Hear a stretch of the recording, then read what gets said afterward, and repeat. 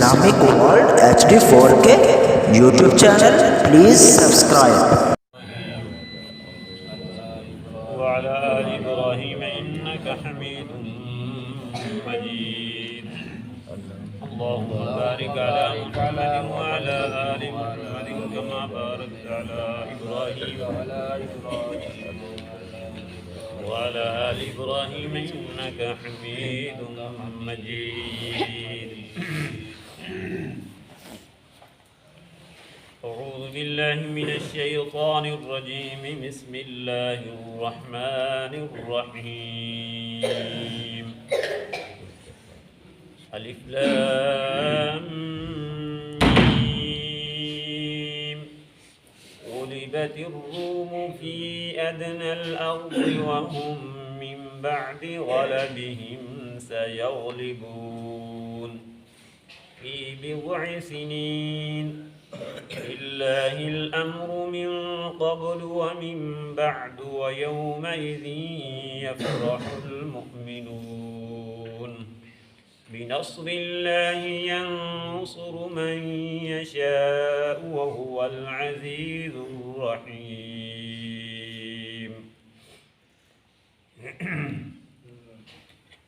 سورۃ الروم شروع کرنے سے پہلے کچھ چند مسائل ہیں جو ضروری ہیں، ان کے متعلق توجہ دلانی ہے۔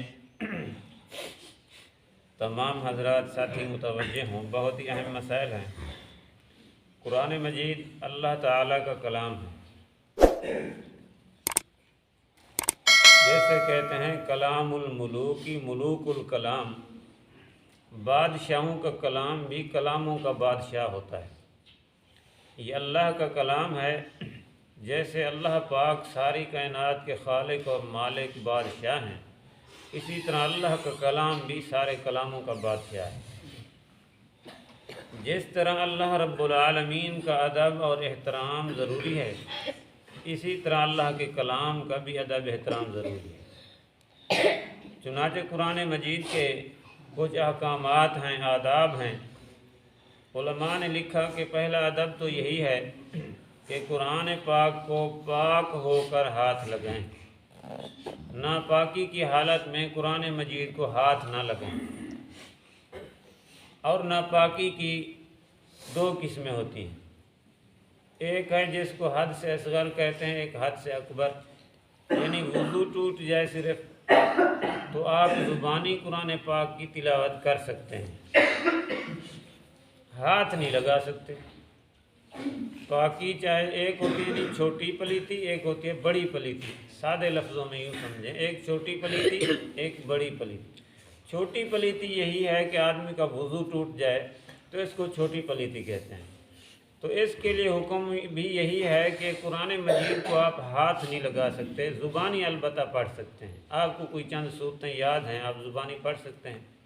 ایک ہوتی ہے بڑی پلیتی کہ آدمی کو احتلام ہو گیا یا جنبی ہو گیا ہے، میاں بیوی کے تعلقات قائم کیے تو اس سے آدمی ناپاک ہو جاتا ہے، تو ایسی حالت میں جو ہے آدمی پلیت ہو گیا، اس کو کہتے ہیں بڑی پلیتی۔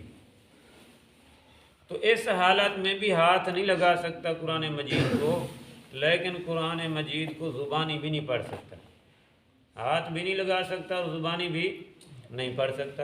ہاں کوئی دعا ہے، دعا کے طور پر قرآن مجید کی کوئی آیت ہے اس کو پڑھتا ہے دعا کے طور پر، تو پھر پڑھنے کی کچھ نہ کچھ گنجائش ہے دعا کے طور پر پڑھنے کی، لیکن قرآن مجید کو تلاوت کی غرض سے پڑھنا یہ اجازت نہیں ہے پھر بھی۔ اور دوسرا فرق یہ بھی ہے کہ اگر وضو ٹوٹ جائے انسان مسجد میں آ سکتا ہے، لیکن اگر جنبی ہو جائے، بڑی پلیتی ہو جائے تو مسجد میں آنے کی بھی اجازت نہیں ہے۔ اسی طرح عورتیں ہیں، جب ان کے خاص ایام آتے ہیں، ماہواری کے دن آتے ہیں، آیا وہ ان ماہواری کے دنوں میں بھی قرآن مجید کی تلاوت کر سکتی ہیں یا نہیں؟ وہ تو ہر مہینے میں ان کو یہ مسائل پیش آتے ہیں۔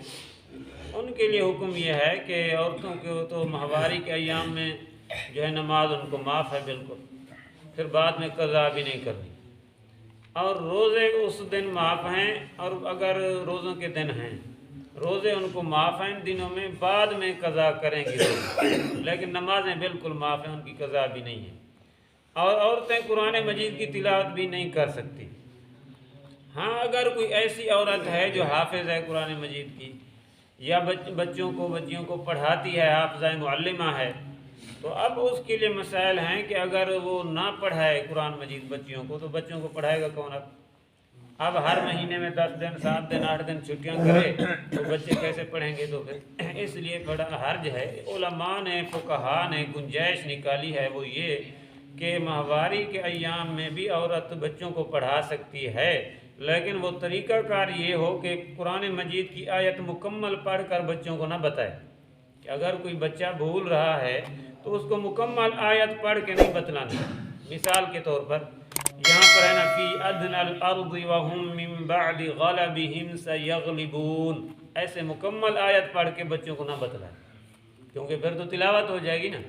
ایک ایک حرف کر کے، ایک ایک لفظ کر کے بتلائے۔ مثال فی ادنی الارض وهم من بعد غلبهم سیغلبون، ایسے ایک ایک لفظ کر کے بچوں کو بتا سکتی ہے۔ ہاتھ نہیں لگا سکتی قرآن میں، ہاتھ نہیں لگا سکتی۔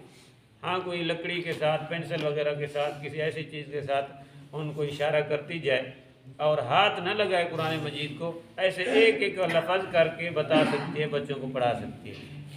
اور جو حافظہ ہے اس کے قرآن مجید بھولنے کا خطرہ ہے، اگر وہ منزل نہیں یاد کرتی، نہیں پڑھتی تو قرآن مجید بھول جاتا ہے اس کو، تو اب وہ کیا کرے؟ اس کے لیے بھی یہی حکم ہے، تھوڑا تھوڑا کر کے قرآن مجید کو کچھ نہ کچھ پڑھ سکتی ہے، تاکہ اس کا تعلق نسبت جو ہے قرآن کے ساتھ رہ جائے، ورنہ مستقل طور پر قرآن پاک کی تلاوت وہ بھی نہیں کر سکتی۔ لیکن یہاں پر ایک مسئلہ اور بھی ذہن میں رکھیں کہ عورت جب ماہواری کے خاص ایام آتے ہیں یا مرد کو احتلام ہو جائے، جنبی ہو جائے، اس کا مطلب یہ بھی نہیں ہے کہ وہ بالکل پلید ہو گیا ہے، خنزیر ہو گیا ہے، بس اس کو ہاتھ لگاؤ تو پلید، اس کے کپڑے پلید، ہر چیز پلید، ایسی بات نہیں ہے۔ یہ پلیتی جو ہے، بزرگوں توجہ فرمائیں، یہ پلیتی حکمی ہے۔ کیا ہے؟ حکمی پلیتی ہے، اللہ کے حکم کی وجہ سے یہ پلیت ہے۔ یہ پلید کس وجہ سے؟ آدمی کو احتلام ہو جائے تو کیا حکم ہے؟ غسل کرے۔ کیا حکم ہے؟ غسل کرے۔ لیکن اگر انسان تھوڑا سا عقل سے سوچے، اپنے عقل سے فیصلہ کرے، تو عقل تو کہتا ہے کہ جہاں سے گندگی نکلی ہے صرف اس جگہ کو دھونا چاہیے۔ عقل تو انسان کو یہی کہتا ہے نا کہ جہاں سے گندگی نکلی ہے صرف اس جگہ کو دھونا چاہیے، لیکن شریعت کا حکم یہ ہے، اللہ کا حکم یہ ہے کہ نہیں، سارے جسم پر پانی بہانا ہے۔ تو یہ پلیتی جو ہے حکمی ہے، حقیقت میں یہ پلید نہیں ہے، بس یہ اللہ کا حکم جو آیا ہے، حکم کی وجہ سے یہ پلید ہے کہ سارے جسم کو دھونا پڑے گا۔ اب غسل واجب ہو گیا، وہ روٹی بھی کھا سکتا ہے۔ عورت کو ماہواری کے ایام آ گئے، روٹی پکا بھی سکتی ہے، کھا بھی سکتی ہے، کپڑے بھی دھو سکتی ہے، ہاں جی، سارا کچھ کر سکتی ہے۔ نبی کریم صلی اللہ علیہ وآلہ وسلم ایک گھر میں گئے تو حضرت اماں عائشہ رضی اللہ تعالیٰ عنہ کے یہ ایام تھے، تو آپ نے فرمایا عائشہ روٹی لے آؤ۔ کہنے لگی اللہ کے رسول میں تو پلید ہوں۔ آپ نے فرمایا جا، تیرے ہاتھ تھوڑی پلید ہیں، جلدی روٹی لے آ۔ اللہ کے رسول صلی اللہ علیہ وسلم نے ہمیں ہر چیز کا سبق دیا ہے، کسی چیز میں ہمیں ایسے بے لگام نہیں چھوڑا۔ عرب کے اندر یہ رواج تھا کہ جب عورتوں کو ماہواری کے خاص ایام آتے نا، جہالت تھی، دین کا علم تو نہیں تھا، جب ماہواری کے خاص ایام آتے تو وہ سمجھتے کہ یہ عورت جو ہے ڈائن بن چکی ہے، اب یہ خنزیر بن چکی ہے، بعض اس کو جا کے جنگلوں میں باندھ دیتے تھے کہ وہ جب تک اس کے ماہواری کا ایام نہ پورے ہوتے گھر میں نہ لے آتے، اور روٹی ایسے جا کر دور سے ڈال کر آتے جیسے کتے کو ڈالتے ہیں روٹی، ایسے ڈال کے اس کو واپس آ جاتے۔ اور اگر عورت مر جاتی کسی ماہواری کے ایام میں، کہتے یہ ڈائن ہے، بس اس کو ہاتھ نہیں لگاتے تھے، ایسے لکڑیوں کے ساتھ دھکے دے دے کے قبر میں ڈال دیتے تھے، ہاتھ نہیں لگاتے تھے کہ پلیت ہو چکی ہے، خنزیر بن چکی ہے۔ ایسا یعنی غلط نظریہ تھا ان لوگوں کا۔ عورت بھی ہماری طرح انسان ہے، وہ بھی ہماری طرح جی جاندار ہے، اور جیسے تمہیں احتلام ہو جائے تم پلیت نہیں ہوتے ہو، اسی طرح وہ بھی ہے۔ یہ شریعت کا حکم ہے کہ بس کہ وہ پلیتی ہے، ان حالات میں بس قرآن مجید کی تلاوت نہیں کر سکتی، قرآن مجید کو ہاتھ نہیں لگا سکتی، نماز نہیں پڑھ سکتی، باقی ذکر اذکار تو کر سکتی ہے نا، تسبیح پڑھ سکتی ہے، اللہ اللہ کر سکتی ہے، سبحان اللہ پڑھ سکتی ہے، الحمدللہ پڑھ سکتی ہے، اللہ اکبر پڑھ سکتی ہے، ذکر کر سکتی ہے ان حالات میں بھی، لیکن قرآن مجید کی تلاوت نہیں کر سکتی۔ قرآن مجید کو ہاتھ لگانا ہے تو کیسے بزرگوں؟ پاک ہو کر. کیا ہو کر؟ قرآن پاک میں اللہ پاک نے فرمایا لا یمسہ الا المطہرون، اس کو ہاتھ نہ لگاؤ مگر پاک ہو کر، بالکل پاک صاف ہو کر ہاتھ لگاؤ، کہ یہ اللہ کا کلام بھی پاک ہے اور بندہ بھی پاک ہو کر ہاتھ لگائے. جو تمہارا رب ہے وہ بھی پاک ہے اور اللہ پاک پاکی حاصل کرنے والوں سے محبت فرماتے ہیں. اور آج کل جو بہت ساری بیماریاں لگی ہوئی ہیں وہ اسی ناپاکی کی وجہ سے. عورتوں کو ماہواری کے ایام آتے ہیں نا، ہر عورت کی اپنی یعنی کہ ان کے دن ہوتے ہیں معین، کہ 3 دن، کسی کے 4 دن، کسی کے 5 دن، کسی کے 6 دن، کسی کے 7 دن، کسی کے 8 دن، زیادہ سے زیادہ 10 دن، اس سے زیادہ ماہواری کے ایام نہیں ہوتے.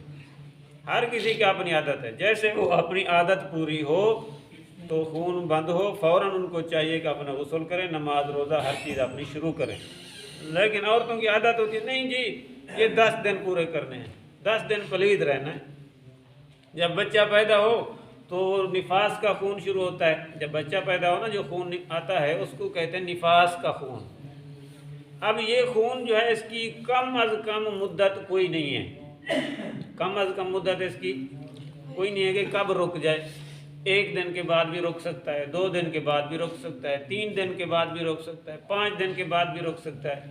زیادہ سے زیادہ اس کی مدت ہے 40 دن. زیادہ سے زیادہ مدت کیا ہے؟ یعنی زیادہ بھی اگر آئے تو 40 دن تک آ سکتا ہے، اس سے زیادہ نہیں آتا.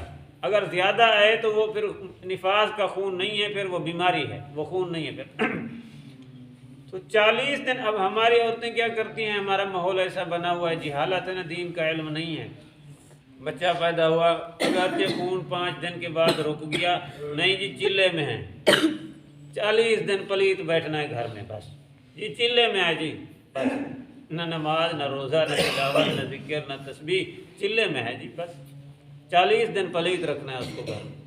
اور پلیت جگہ کو تو جنات پسند کرتے ہیں، پلیت رہنے والی پلیت جگہ کو. اسی لیے حکم ہے کہ آپ نے واش روموں کے دروازے ہر ٹائم بند رکھو.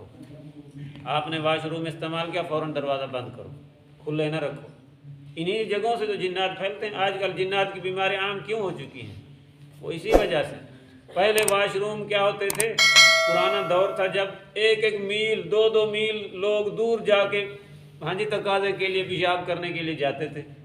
ابھی جو جی اٹیچ باتھ روم بنانا ہے، کمرے کے اندر ہی لیٹرین بنا دیں، گندگی کمرے کے اندر. تو اب پھر جنات نہیں ہوں گے تو اور کیا ہوگی؟ تو ایسی جگہوں کو تو جنات پسند کرتے ہیں. پھر علماء نے لکھا کہ جب واش روم میں جاتے ہیں، ہم سست لوگ ہیں، سست. واش روم میں گئے نہانے کے لیے، کپڑے اتار کے ادھر رکھے، بس ایسے ہی آگے کپڑے ادھر کھڑے ہوئے ہیں، 2 دن 3 دن 5 دن کپڑے واش روم میں کھڑے ہوئے ہیں. اسی سے تو پھر کئی قسم کی بیماریاں لگتی ہیں. پھر وہی کپڑے ہم نے پہننے ہیں دوبارہ، تو ان سے بیماریاں لگتی ہیں جنات وغیرہ کی، کئی قسم کی نفسیاتی بیماریاں لگ جاتی ہیں. پھر ہم بھاگتے ہیں مولویوں کے پاس اور پیروں کے پاس. اب پیر کیا کریں؟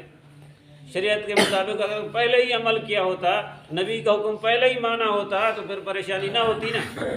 لیکن اب حکم کی مخالفت کر کے، شریعت کی مخالفت کر کے اب پریشان ہو رہے ہیں، بھاگ رہے ہیں ادھر ادھر. اب مولوی کیا کرے گے بیچارے؟ اب پیر صاحب کیا کرے گا؟ ہاں جی اللہ کے حکم کو تو کوئی نہیں ٹال سکتا نا. کیا خیال ہے، اللہ کے حکم کو کوئی مولوی ٹال سکتا؟ للہ الامر، سارے اختیارات اور قدرت بادشاہی اللہ کی ہے، اور اللہ کے حکم کو کوئی نہیں ٹال سکتا. اللہ کا جو فیصلہ ہوتا ہے وہ ہو کر ہی رہتا ہے. اذا قضى اللہ امرا، ہاں جی جب اللہ پاک فیصلہ کرتے ہیں بس وہ کر دیتے ہیں پھر. تو بہرحال بزرگوں، ان حال چیزوں کو خیال کرنا ہے، اپنے آپ کو پاک رکھنا ہے، صاف ستھرا رکھنا ہے. قرآن مجید کے آداب میں سے ایک ادب تو یہی ہے کہ پاک صاف ہو کر ہاتھ لگانا. دوسرا سنت طریقہ یہ بھی ہے کہ آپ مسواک کر کے اپنے منہ کو یعنی صاف ستھرا کر کے قرآن مجید کی تلاوت کریں. تیسرا ادب یہ ہے کہ کوشش کریں کہ قبلہ کی طرف رخ کر کے قرآن پاک کی تلاوت کریں. اور قرآن مجید کو جب یعنی تلاوت کریں آپ قرآن مجید کی طرف جھکیں، لیکن قرآن کو اپنی طرف اٹھا کے کبھی ادھر کر لیا، کبھی ادھر کر لیا، ٹیک لگا کے بیٹھ کر قرآن کی تلاوت کرنا، ان چیزوں سے منع کیا گیا. یہ مکروہ کام ہے. ٹیک لگا کے قرآن پاک کی تلاوت نہ کریں، بغیر سہارے کے بیٹھیں اور اللہ کے قرآن کی تلاوت کریں. اور قرآن پاک کے اوراق پلٹتے ہوئے تھوک لگا کے نہیں. کیا خیال ہے، کسی کے منہ پر تھوک ڈالی جائے تو اچھی چیز ہے؟ تو قرآن مجید کو تھوک لگا لگا کے آپ جو الٹ رہے ہیں ورقے، تو یہ اچھی چیز ہے؟ قرآن مجید کا جب ورق پلٹنا ہے تو تھوک نہیں لگانی، بغیر تھوک کے قرآن مجید کے ورق الٹنے ہیں، اور قرآن مجید کے اوپر کوئی چیز نہیں رکھنی۔ یہ بھی قرآن پاک کا ادب اور احترام ہے کہ آپ نے کوئی کتاب قرآن مجید کے اوپر رکھ دی، نہیں۔ آپ نے اینک اتاری قرآن مجید کے اوپر رکھ دی، نہیں۔ پنسل آپ نے قرآن مجید کے اوپر رکھ دی، یا گھروں میں جیسے عورتوں نے قرآن مجید رکھے ہوتے ہیں، انہوں نے تو قرآن کو صندوق بنایا ہوتا ہے۔ پیسے قرآن میں، کوئی مور کا پر آ گیا وہ بھی قرآن میں، کوئی کاغذ پھٹا ہوا آ گیا قرآن میں، کوئی زمین کا کوئی ورقہ آ گیا، وہ کاغذات وغیرہ وہ بھی قرآن میں، کوئی بال ہیں تو وہ بھی قرآن میں رکھے ہوئے ہیں، کوئی نماز ہے تو وہ بھی قرآن میں رکھی ہوئی ہے، سپارہ ہے تو قرآن میں رکھا ہوا ہے، قاعدہ ہے تو قرآن میں رکھا ہوا۔ اللہ کے بندے، یہ قرآن ہے، صندوق تھوڑی ہے۔ قرآن مجید کے اندر کوئی چیز نہیں رکھنی، بس یہ جہالت ہے، جہالت۔ اللہ کے قرآن کا احترام نہیں ہے، یہ اللہ کے قرآن کا یہ ادب نہیں ہے۔ عورتیں عام طور پر یہ گھروں میں کرتی ہیں، میں اس لیے عرض کر رہا ہوں، تو ان چیزوں کو ہم نے ختم کرنا ہے۔ ہمارے گھروں میں کوئی مولوی آ کر تو نہیں سمجھائے گا، ہم نے خود یہ دین سیکھنا ہے اور اپنے گھر والوں کو سکھانا ہے، سمجھانا ہے، قرآن مجید کا ادب اور احترام کرنا ہے کہ جتنا ادب اور احترام کریں گے، اور سب سے بڑا ادب قرآن کا یہ ہے کہ قرآن پاک کی تلاوت کریں، اور وہ تلاوت صحیح طریقے سے کریں۔ قرآن پاک کی تلاوت کریں اور صحیح طریقے سے کریں۔ بہرحال اس چیز کے اندر بڑی کمی ہے، قرآن پاک پڑھتے تو ہیں لیکن صحیح نہیں پڑھتے، اس کے اندر بڑی کمی ہے۔ الفاظ غلط پڑھ لیتے ہیں، جیسے سادے لوگ پڑھے ہوئے ہوتے ہیں، گھروں میں عورتیں ہیں، اور قرآن مجید کا ایک حرف بھی تبدیل ہو جائے تو قرآن پاک کا معنی غلط ہو جاتا ہے۔ جب معنی غلط ہو جائے تو ثواب کی بجائے الٹا گناہ ہوتا ہے، پھر ثواب تو نہیں ہوتا نا۔ جب غلط معنی ہو رہا ہے تو ثواب کہاں ہوگا، پھر تو گناہ ہے۔ پھر اگر ایسی غلطی ہے کوئی تو پھر تو نماز بھی نہیں ہوتی۔ اس لیے بزرگوں، گزارش ہے کہ قرآن پاک صحیح سیکھنے کی کوشش کریں اور صحیح پڑھنے کی کوشش کریں، اور سب سے بڑا ادب قرآن پاک کا یہ ہے کہ جو پڑھیں اس پر عمل کرنے کی کوشش کریں۔ دعا فرمائے اللہ پاک ہم سب کو عمل کرنے کی توفیق۔ یہ کتاب ایسے سمجھو ہمارے رب کا ہمارے پاس ایک خط ہے، چٹھی ہے۔ اگر کسی بڑے آدمی کی چٹھی آ جائے، کیا خیال ہے اس کے اوپر فوراً عمل کرتے ہیں؟ نہیں کرتے۔ تو یہ ساری کائنات کا خالق اور مالک، اور وہ بھی ہمارے فائدے کے لیے۔ قرآن پاک کی گھر میں تلاوت کریں، گھر میں ادب احترام کے ساتھ اس کو رکھیں، قرآن پاک کی طرف منہ پیٹھ نہ کریں، پاؤں نہ کریں قرآن پاک کی طرف۔ وہ ایک ساتھی مجھ سے کہہ رہا تھا جی ہم نے قرآن پاک گھر میں رکھا ہوا ہے، اسی کمرے میں ٹی وی بھی رکھا ہوا ہے، پھر گناہ تو نہیں ہوگا؟ میں نے کہا نہیں کرو، آپ ثواب کا کام کر رہے ہیں۔ ٹی وی بھی اسی کمرے میں رکھی ہوئے ہے، ساتھ قرآن بھی رکھا ہوا ہے، کیا خیال ہے، ثواب کا کام ہو رہا ہے؟ پھر کہتے جی ہم نے قرآن مجید رکھا ہوا ہے پاؤں کی جانب، لیکن ہے اوپر، ہم پاؤں کی جانب ہم نے قرآن مجید رکھا ہوا ہے، پاؤں ادھر کر کے سوتے ہیں۔ کہ اللہ کے بندے، قرآن تم نے دوسری طرف رکھ لو، ضروری تم نے پاؤں کی طرف رکھنا ہے۔ جتنا جیسے کہتے ہیں نا با ادب با نصیب، با ادب با نصیب، بے ادب بے نصیب۔ جتنا اللہ کے قرآن کا ادب اور احترام کریں گے نا، اتنا ہی آپ کے گھر میں برکتیں اور رحمتیں نصیب ہوں گی۔ دعا فرمائے اللہ پاک ہمیں قرآن صحیح طریقے سے پڑھنے کی اور قرآن کا ادب اور احترام کرنے کی اللہ ہمیں توفیق نصیب فرمائے۔